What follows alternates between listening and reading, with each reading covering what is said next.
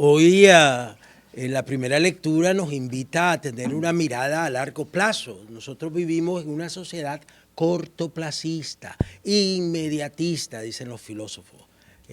Y hay veces cuando somos inmediatistas nos convertimos en diablos, que arrasa todo con sus pezuñas y destruye todo, ¿no? Entonces hay que tener una mirada a largo plazo, ¿no? Como cuando ustedes están jóvenes, se casan, tienen sus hijos y están pensando educarlos, están pensando sacarlos adelante, están pensando, es un bebé en brazos, pero ya están pensando qué será de ese niño, ¿no es verdad? Esa pregunta la vamos a oír la próxima semana. ¿Qué será de ese niño? Y estamos preparando el retiro, estamos preparando, porque el que ama, prepara. ¿Cuántos dicen amén? Amén. El que ama sabe ver a largo plazo. Y eso es lo que nos enseña Balaam.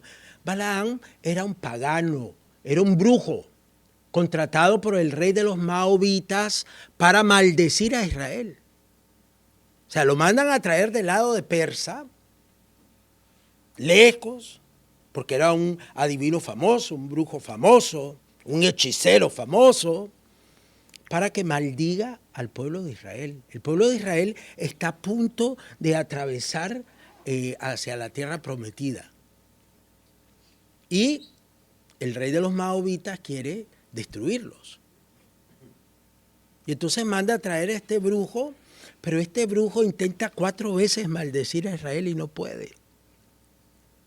El Espíritu Santo lo que le inspira es una bendición. O sea, 3 bendiciones y una profecía, la que escuchábamos hoy. Y se convierte en una de las profecías más bellísimas del Mesías. Yo lo veo, pero no en el presente. Yo lo contemplo, pero no cercano. De Jacob se levanta una estrella. Bueno, tradicionalmente este libro se situaba hacia año 1200 antes de Cristo y se decía que lo había escrito Moisés. Puño y letra de Moisés decían antes. Ahora no decimos eso porque sabemos que el libro es posterior. La casa de Jacob es posterior, la casa de David. Moisés vive unos 1300 años antes de Cristo y David sucede unos 1000 años antes de Cristo. Y sabe con certeza el nombre del padre de David, Jacob. Entonces hoy los biblistas dicen que este libro realmente está situado hacia el año 600. Pero describe la realidad de Moisés hacia el año 1200. Entonces tenemos a este pagano, a este brujo, a este hechicero lleno del Espíritu Santo. ¿Lo pueden creer ustedes? Tremendo. ¿Lo pueden creer? Para Dios no es nada imposible, exacto. Por eso tenemos que tener los ojos abiertos. Porque el Espíritu Santo nadie lo puede embotellar. Nadie lo puede meter en una institución. Nadie, el Espíritu Santo es libre y dice, va donde quiere, dice Jesús. Es como el viento, sopla donde quiere. ¿Cuántos dicen amén? Amén. Cuidado con embotellar el Espíritu Santo. Hay gente que cree que ellos son el Espíritu Santo. Yo conozco algunos. El Espíritu Santo se derramó sobre Balaam. Este hombre contratado por el rey de los Moabitas para maldecir a Israel. Y dice el texto textualmente, ¿no? Entonces el Espíritu del Señor vino sobre él y pronunció este oráculo. Oráculo de Balaam, hijo de Beor, palabra del varón de ojos penetrantes. Es una invitación a tener ojos penetrantes, a no quedarse en la superficie, ¿no? Hay muchos cristianos que nos quedamos en la superficie, no vemos más allá. No vemos más allá, solo vemos nuestras narices, solo vemos la propaganda. Hay distintos tipos de propaganda. Hay propaganda económica, comercial, hay propaganda política, hay propaganda ideológica, hay propaganda incluso religiosa. Y el varón que tiene a Dios, que tiene Espíritu Santo, ve muy lejos, sabe distinguir, sabe ver quién es propaganda nada más. Y sabe dejarse llevar por el Espíritu. ¿Qué es lo que le pasa a Balaam? Por eso la figura de Balaam es fascinante. Hace una profecía sobre el Mesías cuando no estaba de moda. Recuerden que es Isaías quien empieza a hablar seriamente del mesianismo, unos 700 años antes de Cristo. Y si esta historia está situada a los 1200 antes de Cristo, entonces es como la primera profecía sobre el Mesías, ¿no? Pues ahí vamos. Le llegó el Espíritu Santo. Esto, de nuevo, subrayo esto de que el Espíritu Santo se derrama donde quiere, que algo nos sorprende siempre, porque nosotros tendemos a limitarlo. Yo digo que aquí está el Espíritu, a lo mejor es el Espíritu de Satanás el que está, no el Espíritu de Dios. Por sus frutos los conoceréis, por sus frutos los conoceréis. A mí me parece que no, por sus frutos los conoceréis. Y cuidado con la ceguera, ¿no? Porque ese era el problema en el tiempo de Jesús. Los escribas, los fariseos, los que tenían que saber mucho de escritura y esperar con alegría y con ansias al Mesías, no lo pudieron descubrir. Igual a veces nosotros no sabemos escuchar los mensajes que vienen de Dios, porque no estamos despiertos, porque no estamos atentos, porque no estamos vigilantes. Y casualmente de eso trata el Adviento, de despertarnos, para que podamos ver y descubrir la acción poderosa del Espíritu Santo el día de hoy. Y entonces hoy es una invitación a agudizar la mirada. Hay que despabilar, hay que agudizar la mirada, hay que ver más allá de las apariencias. También nosotros a veces no sabemos oír, no sabemos ver, no sabemos leer los signos de los tiempos, no sabemos leer las intenciones de las personas. Entonces hoy el Señor nos invita a orientar nuestra mirada, a pensar también en el futuro, proyectarse. La fe que recibimos del Señor es algo que se proyecta hacia el futuro, con nuestras acciones el día de hoy. Nuestras acciones que deben denotar sinceridad, rectitud, benevolencia. Aunque la gente piense que la benevolencia es idiotez. Hay mucha gente que piensa que la benevolencia es idiotez. Yo conozco muchos. Entonces, esta fe nos hace olfatear. Dice, en la iglesia existe la tradición del sensus fidelis, del pueblo. El pueblo tiene un olfato bueno. El pueblo sabe olfatear. La gente que tiene a Jesús en el corazón, la gente que tiene Espíritu Santo en el corazón, sabe olfatear las cosas. Entonces, tal vez sería bueno que este tiempo de Navidad guardemos un poquito de silencio. Pensar qué es lo que estoy buscando yo. Buscar en mi alrededor los signos de la presencia de Dios. Porque si nosotros nos abrimos a la gracia del Espíritu, pues Cristo va a crecer en nosotros. Y nosotros vamos a disminuir. Hay que tenerle miedo a la gente que solo habla del yo. Yo llegué y todo está bien. Yo llegué y todo está mejor. Yo me esforcé y entonces... No. Todo es pura gracia. ¿Cuántos dicen amén? Amén. A esa persona, a ese Mesías, a ese héroe, yo no lo veo hoy, pero lo veo en el futuro, lo diviso.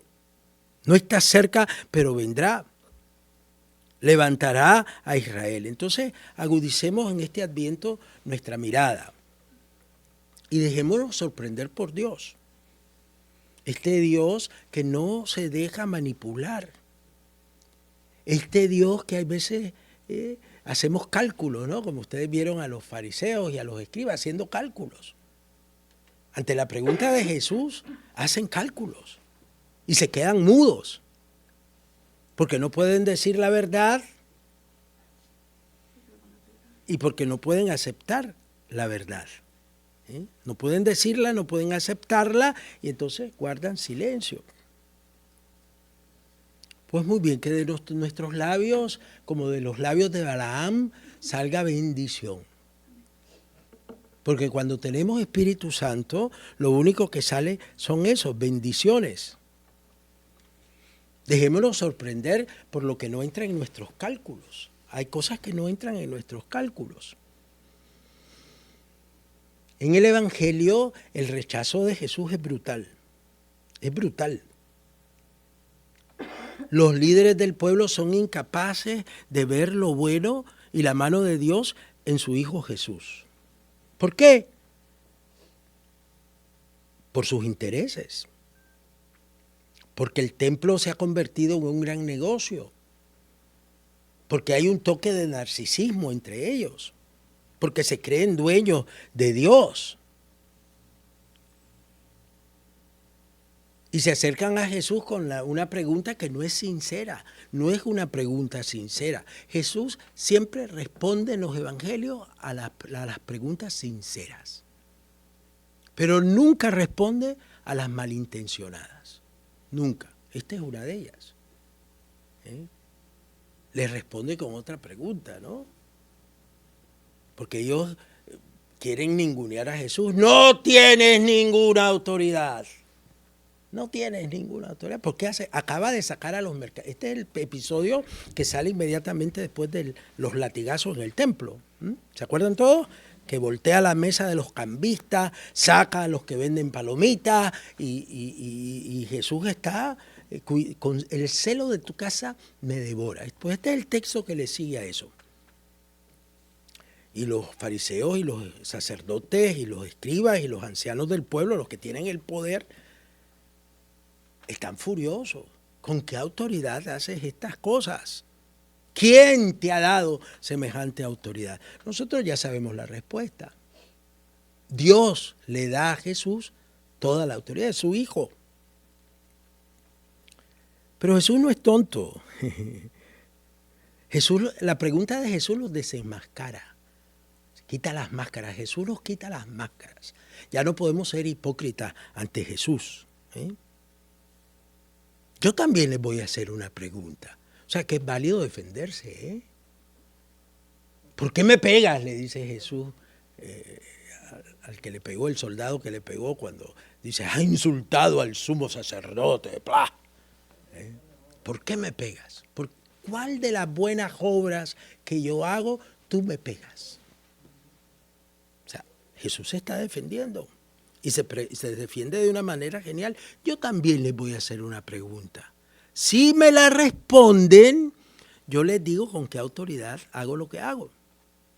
¿De dónde venía el bautismo de Juan? ¿Del cielo o de la tierra? Y ellos hacen cálculos. Los diablos son calculadores. Siempre están haciendo cálculos, sumas, restas, divisiones. Los diablos siempre están haciendo, son buenos matemáticos. Siempre. Pero Jesús es elegante.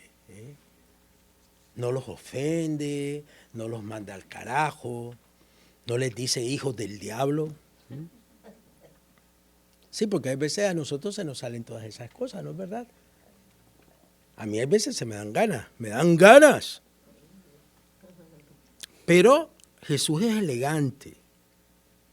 Esta pregunta no sincera la contraataca, pero con otra pregunta, que los mete en problemas a ellos. Bueno, decime, ¿Juan el Bautista era del cielo o de la tierra? Decime. Y claro, si decimos que del cielo, entonces Jesús nos va a decir por qué no le creyeron. Si decimos que de la tierra los seguidores de Juan el Bautista, que eran súper numerosos, nos cuelgan. Porque siempre están pensando en su estómago, en sus ganancias, en sus subidas, ¿no? En ascender a poder y a todo esto. Siempre están pensando en eso. La gente mala siempre está pensando en eso. Y claro, entonces declaran ignorancia. Los doctos declaran ignorancia. No lo sabemos. Qué hipocresía, ¿no? Una hipocresía brutal. Están viciados, están llenos de sesgos cognitivos, de prejuicios, de ideología, de intereses propios. Ojalá que nosotros también podamos responder hacia los hijos de las tinieblas, con elegancia, ponerlo en una disyuntiva crucial para desenmascararlos. Para desenmascararlos. Las preguntas a veces nos desenmascaran. Y nosotros mismos tenemos que hacernos esas preguntas. Dicen por ahí que la peor ceguera es la voluntaria. En mi país dicen, no hay peor ciego que el que no quiere ver. No sé cómo dicen en Colombia. Igual. Igual. ¿Cómo dicen en República Dominicana? Igual. Pues muy bien, hermano. Tenemos a un pagano anunciando al Mesías. Eso nos debe de llenar de mucha sorpresa y nos debe de abrir los ojos. Porque nosotros tenemos que ser capaces de ver bondad en los demás. No verlos como enemigos. A veces nos vemos como enemigos. Y ver bondad en los demás. Y ante las situaciones difíciles, hacerles preguntas. Si son sinceros, si andan buscando con sinceridad, la respuesta va a ser distinta a la de los fariseos. Porque hay gente que pregunta con sinceridad. Hay otros que no. Pero hay gente que pregunta con sinceridad, que tienen inquietudes, que son válidas.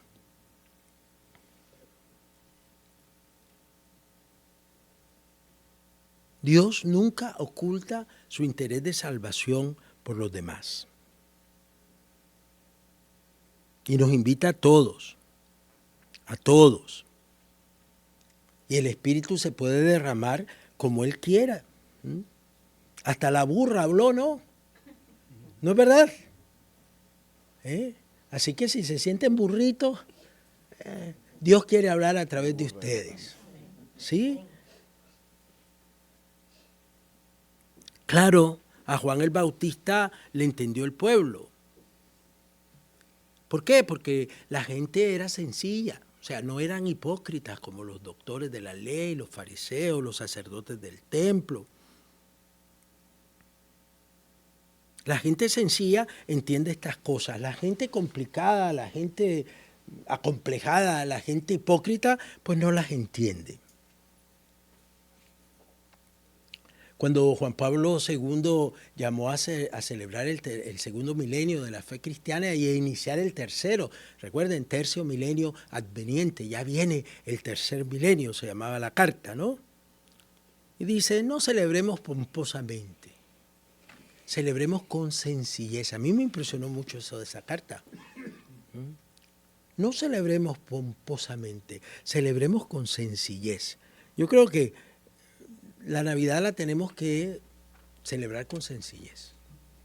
El mundo la ha puesto con muchas cosas, mucho comercio, mucha ideología, mucha brutalidad, ¿no? Porque nos defendemos a capa y espada y creemos que le estamos haciendo un favor a Dios. A mí siempre me recuerdo la guerra de religión en Europa, que duró más de 100 años. Porque hoy decimos, ¿por qué los europeos han abandonado la fe? Claro, cuando te matas en nombre de Dios por más de 100 años,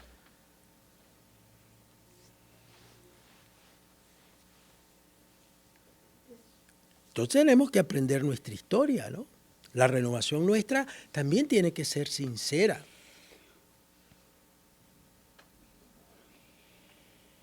Y no tenemos que calcular las posiciones, ¿no? Dice, el Espíritu Santo, ese te va a defender. El Espíritu Santo. Cuando nosotros estamos calculando como los fariseos, perdemos la creatividad, perdemos el impulso. Si yo estoy preparando mi machete para cuando me salga el brujo,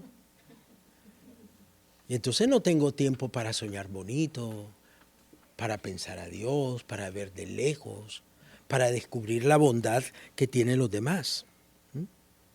Pues muy bien, hermano. Ante la sencillez, ante la verdad, tenemos que decidirnos. No cabe la indiferencia, como hicieron los fariseos y los doctores de la ley. No sabemos. No lo sabemos. Pues que podamos ver la estrella, dice, ¿no? La estrella que nace y nos guía hacia Belén, hacia Jesús. Que podamos ver la luz. Que podamos purificar nuestra mirada, nuestro templo interno. Que no temamos al futuro. Lo que se acerca es bonito. Y siempre podemos reinventarnos, recuerden eso. Qué bueno, pues son lecciones del Adviento, ya está cerca la Navidad, ya el 17 empezamos a leer lecturas especiales, el 17, hoy es 15, ¿no? Ya desde el miércoles vamos a estar leyendo ya todo relacionado verdaderamente a la Navidad. Pues que nuestra celebración sea así. Que nosotros podamos, como Balaam, abrirnos a la impronta del Espíritu Santo. Y en vez de maldecir, bendecir. ¿Cuántos dicen amén? Amén.